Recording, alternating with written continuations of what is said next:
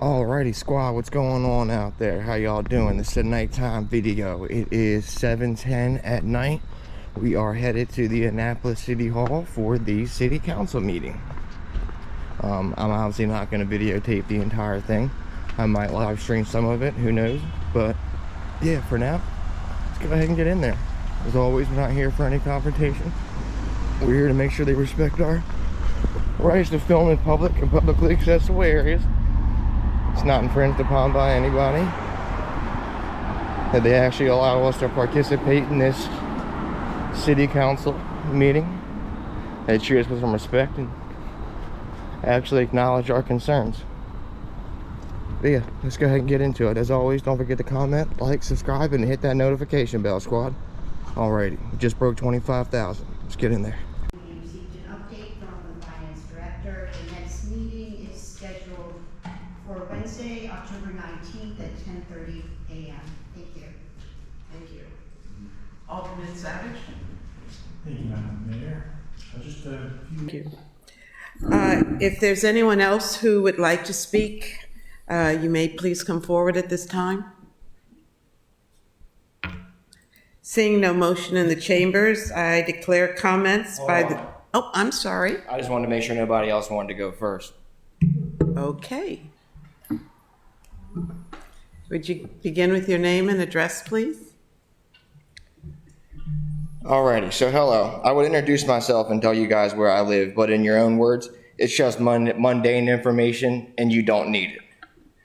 I'm not here to speak to the council, but rather the citizens of this city, and try in an attempt to enlighten them. Enlighten them to the fact that this city is run by a kangaroo council full of people with egos that are too big for their own bodies. It wasn't enough to just ignore my legal Public Information Act request, Mr. Lyles, that they went as far as to deny me the ability to even submit them, a legal right that I have. Locking the door and making me wait an hour and a half to only have the city manager, Raul, open the mayor's door, try to instigate me into having a physical fight with him, quote unquote, outside after work in front of the building. And when they realized I was not going to just let this die, they have now tried to file false charges on me for trespassing and burglary for waiting in the lobby for the police to show up, as I was instructed by the police to do.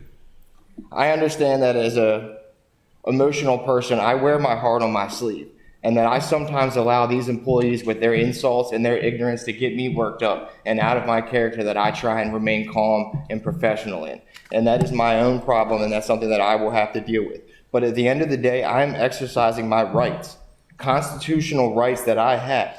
It is legal and lawful business in an attempt to hold my city government accountable, a value that our great nation was founded upon, that I once believed. Is that not what we are supposed to do as citizens, to hold our government accountable, to challenge them on unlawful or false policies? Have we as citizens fallen so far that we will allow a small group of individuals that we have elected to not only control our lives, but to try and ruin the life and reputation of anyone that challenges their authority? When is enough enough? When will the people stand up and take power back for themselves? At some point, something has to give and something has to change. These people are not kings, queens, or anything. They do not sit on thrones. We elect these people to help us and to work for us, not above us or anything.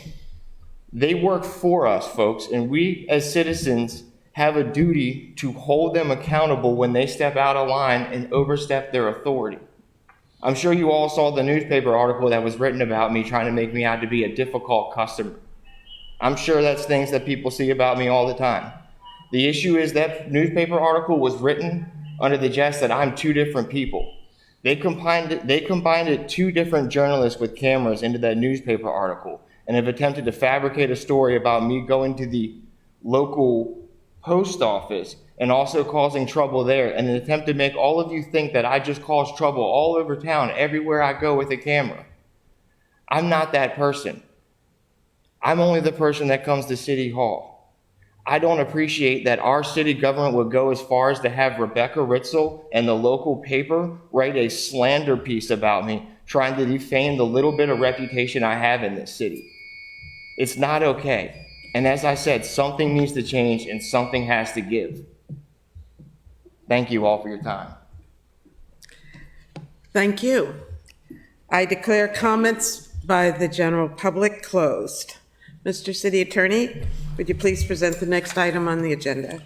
Alrighty, I don't know if this can see me, but yeah, we just left the city council meeting. Obviously, if you guys are watching this part, then you've already seen me speak in the earlier part of this video. And yeah, this is kind of what I wanted to say. Kind of wanted to make my peace with the situation right there and say what I had to say and make it be known. But until next time, squad, be safe out